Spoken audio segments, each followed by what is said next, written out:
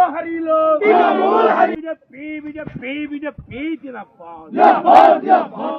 গোকুলনগর সভায় ভোটের চিত্র কারা? বিজেপি হারিল হারিল তৃণমূল হারিল হারিল হারিল তৃণমূল হারিল তৃণমূল হটাও। এই মুহূর্তে সব থেকে বড় খবর, বিধানসভা ভোটের আগেই বড় ধাক্কা খেলল রাজ্যের শাসক দল তৃণমূল কংগ্রেস।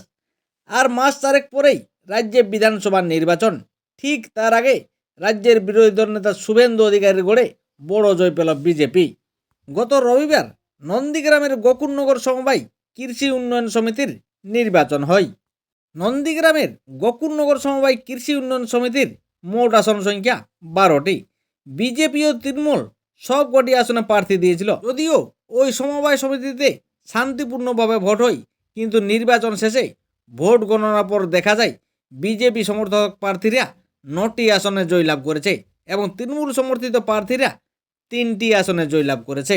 তবে বিধানসভা ভোটের আগে এই জয়কে নৈতিক জয় বলেই মনে করছেন বঙ্গ বিজেপি।